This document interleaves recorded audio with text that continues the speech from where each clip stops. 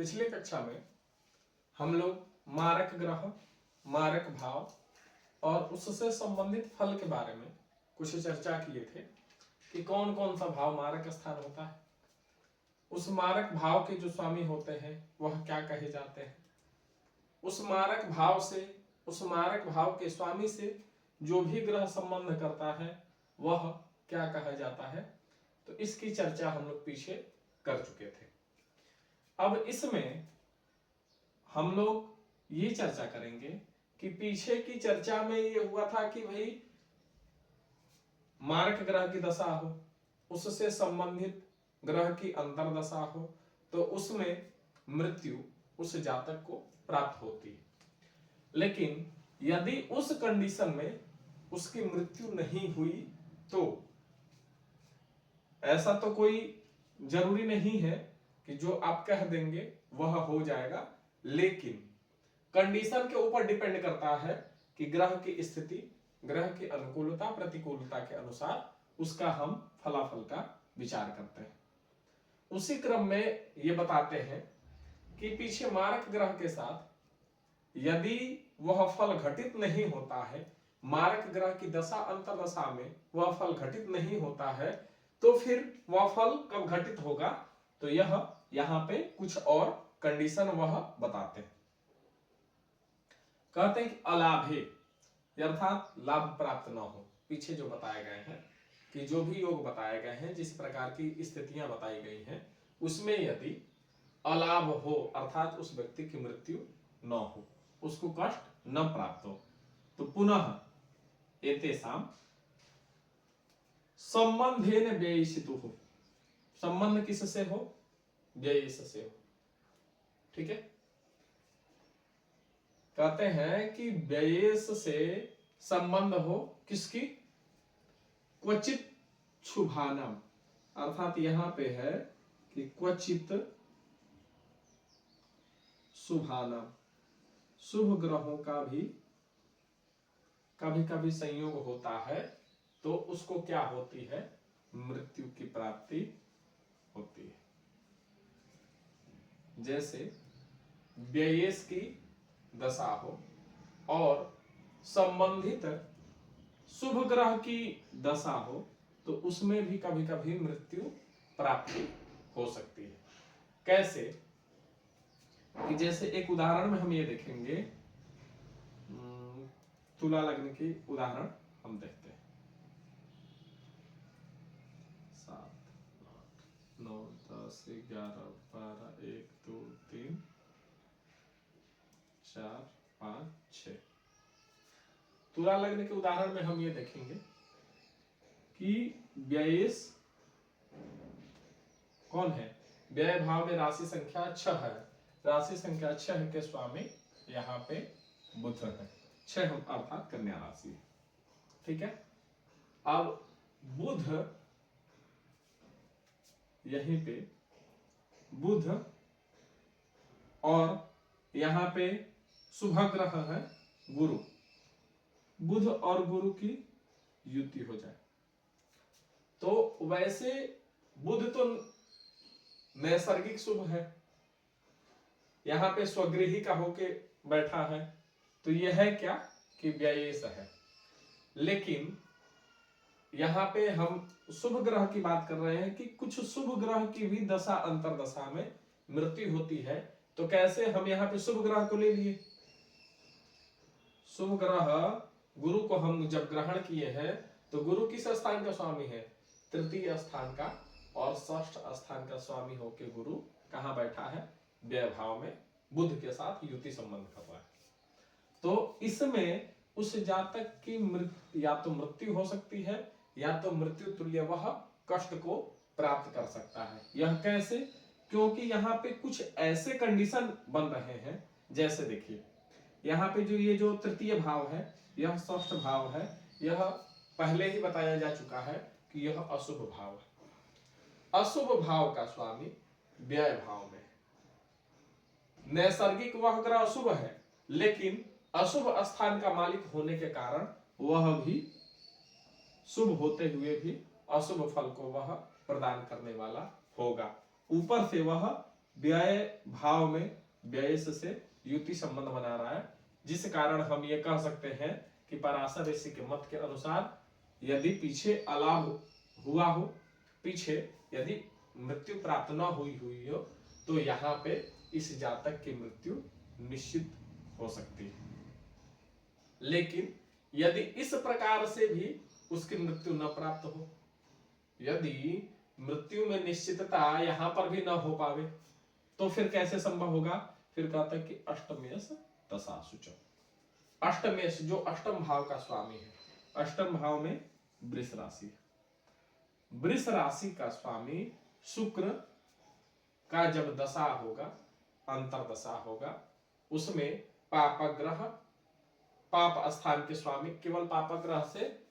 सूर्य, मंगल और शनि ही नहीं ग्रहण करेंगे, तृतीय, षष्ठ, एकादश, अष्टम और द्वादश, ये जो 5 भाव हैं, इनके जो स्वामी है यह भी अशुभ फल को प्रदान करते हैं। इसलिए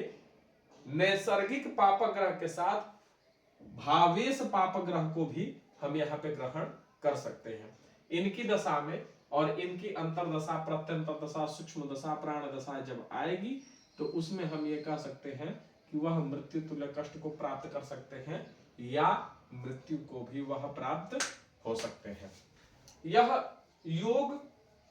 हम कुंडली देखते समय बहुत ही ध्यान से देखेंगे कि पीछे का यदि योग घटित नहीं होता है तो इस योग को देखेंगे। अब इस योग के बाद भी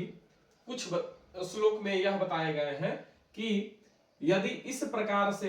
परिस्थिति बने और यह योग न घटित हो, इस प्रकार से कंडीशन बनने के बाद भी यदि उस व्यक्ति को कष्ट न प्राप्त हो, उसकी मृत्यु न हो,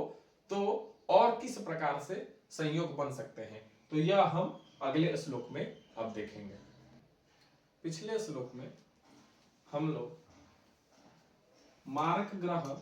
और मृत्यु तुल्य कष्ट की चर्चा किए थे। अब इसी प्रकार से इस श्लोक में उस जातक की मृत्यु किस प्रकार से हो या किस ग्रह की दशा अंतरदशा हो, किस भावेश की दशा अंतरदशा हो, तो इसकी हम लोग चर्चा करेंगे। कहते हैं कि मारकाणाम अदर्शने, सबसे पहले मारकाणाम अदर्शने से हम ये जानेंगे कि इसका मतलब क्या है।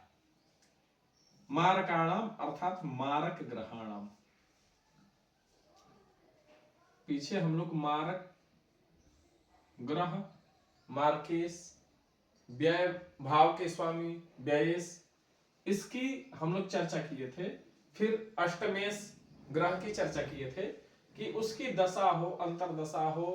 पापग्रह या कुछ शुभ ग्रह की भी दशा अंतरदशा प्राप्त हो तो उसमें मृत्यु प्राप्त होती है। लेकिन यहाँ पे कहते हैं कि मारकाणाम अदर्शने, जो मारक ग्रह हैं, जो भी कुंडली में मृत्यु तुल्य कष्ट को प्रदान करने वाले ग्रह हैं, उनकी क्या हो, दशा या अंतरदशा भी प्राप्त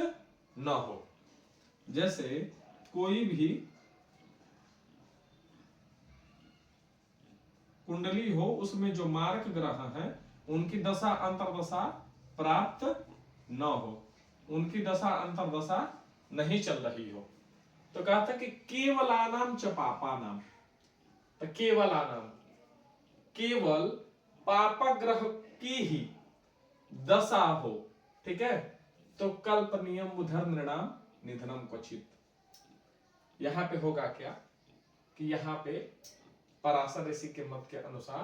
कहते हैं कि केवल पापग्रह की ही दशा हो, अंतर दशा हो, प्रत्यंतर दशा हो, सूक्ष्म दशा हो या प्राण दशा हो, तो कहते हैं कि निधनम क्वचित, उनका निधन हो सकता है। कैसे? तो ये जो तृतीय भाव है, यह जो षष्ठ भाव है, यह जो एकादश भाव है, इनके स्वामी की यदि दशा हो, अंतर दशा हो, प्रत्यंतर दशा हो, तो इसमें हम उस जातक की मृत्यु की या मृत्यु तुल्य कष्ट की हम चर्चा कर सकते हैं। जैसे यदि वृश्चिक लग्न हो,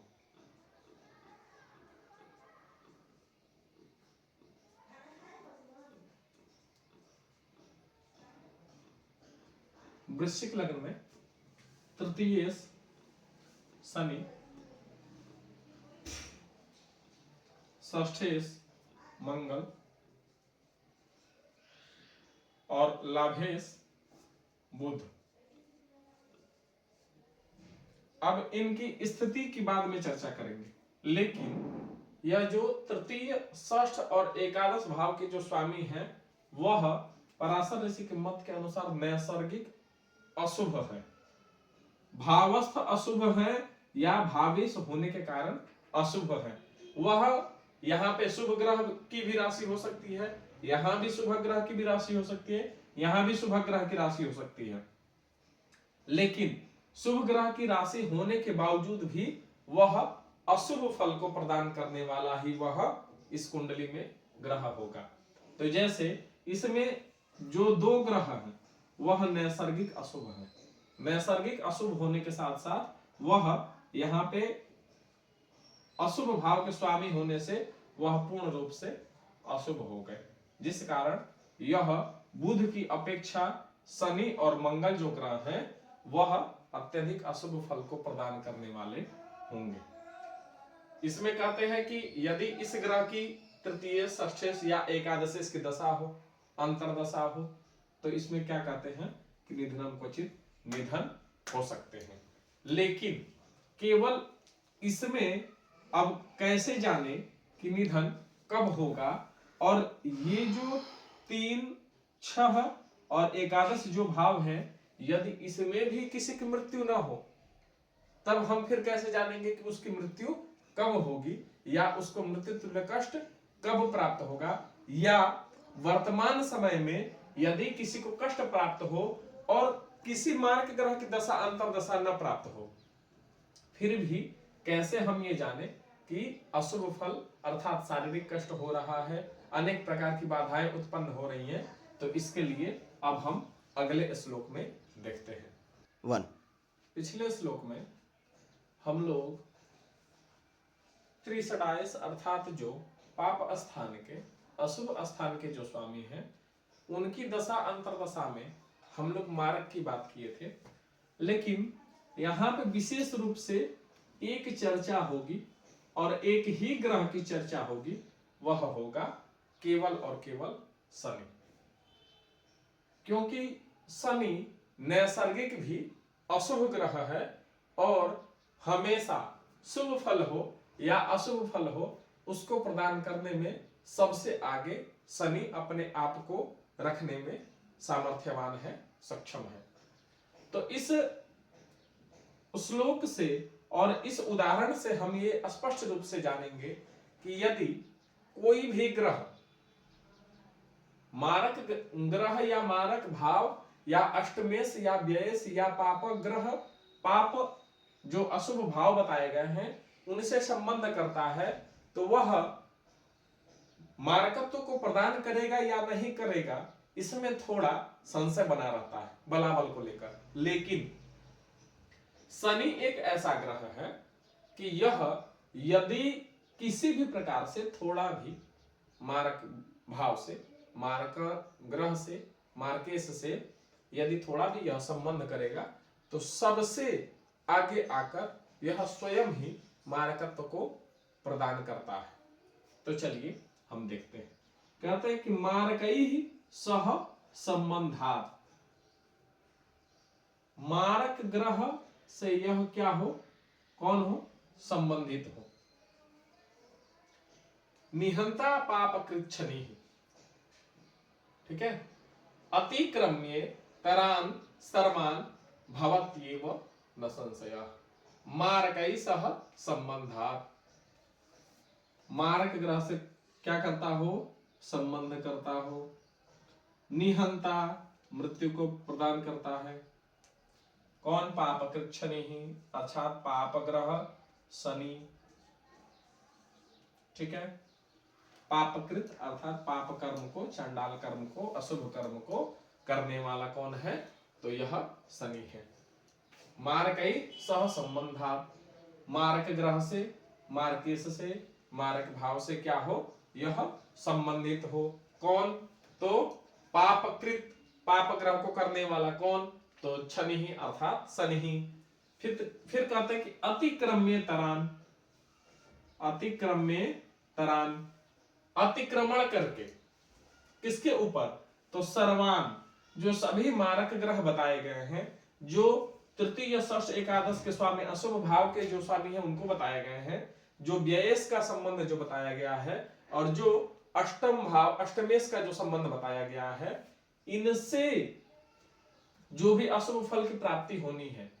यदि वहां पे शनि इनसे किसी न किसी प्रकार का संबंध बना रहा है, तो अतिक्रम्य तरान, इनका अतिक्रमण करके, इनसे वह आगे आकर भवत्येव न संशयः, वह निहंता अर्थात निश्चित रूप से मृत्यु को प्राप्त कराता है, इसमें किसी भी प्रकार का कोई संशय नहीं करना चाहिए। जैसे कि हम ये सामान्य रूप से एक उदाहरण के माध्यम से समझते हैं कि कर्क लग्न की यदि कुंडली है,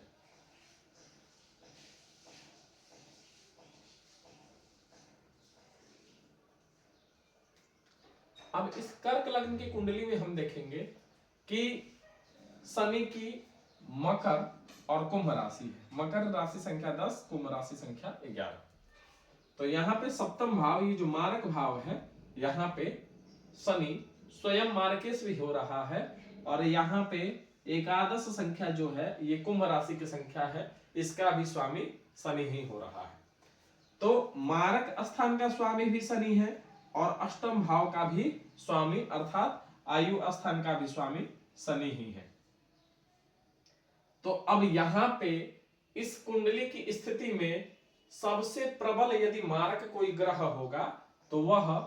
कर्क लग्न की कुंडली में शनि उस जातक के लिए अत्यधिक प्रबल मारक ग्रह होगा। यदि यहां पर यह तो मारक ग्रह तो है ही, लेकिन यदि द्वितीय से भी थोड़ा संबंध बना लिया, या थोड़ा व्यय से भी संबंध बना लिया, या तृतीय षष्ठ और एकादश भाव के स्वामी से भी यह संबंध बना लिया, तो यह सभी प्रकार के जितने मारक ग्रह होंगे, मारकेश होंगे, उनको अतिक्रमण करके उनकी दशा अंतरदशा में मृत्यु को प्राप्त हो या न हो, लेकिन यह स्वयं आगे आकर इस जातक को अशुभ फल अर्थात मृत्यु को प्राप्त अवश्य कराएगा। इसमें किसी भी प्रकार, आचार्य का मत है कि भवत्येव न संशयः, इसमें किसी प्रकार का हमको संदेह नहीं करना चाहिए। शनि जिस प्रकार से पाप कर्म को करने के लिए तत्पर करता है, इसी प्रकार से योग कारक शनि बहुत ही अत्यंत शुभ फल को भी प्रदान करने वाला होता है। तो यहां तक हम लोग ये आयु जानने के क्रम में अशुभ फल, शारीरिक कष्ट, बाधा इत्यादि जानने क्रम में हम लोग मारक ग्रह से संबंधित सभी जानकारी प्राप्त किए थे। लेकिन ये मारक ग्रह का जो फल है, यह हमें प्राप्त कब होगा, यह हमारे जीवन में घटित कब होगा, ये तो हम जान ले कि द्वितीय सप्तम मारक भाव है, अष्टम भाव, तृतीय भाव, षष्ठ भाव, एकादश भाव, द्वादश भाव, इसके जो स्वामी हैं, या द्वितीय भाव या सप्तम भाव के जो स्वामी हैं, इनकी दशा अंतरदशा प्रत्यंतर दशा उस जातक के लिए अशुभ होगी, या इससे संबंधित द्वितीय सप्तम तृतीय षष्ठ एकादश और अष्टम या द्वादश से संबंधित जो भी ग्रह होंगे वह अशुभ फल को प्रदान करेंगे। लेकिन यह फल उस जातक को प्राप्त कब होगा, तो यह अब हम अगली कक्षा में जानेंगे।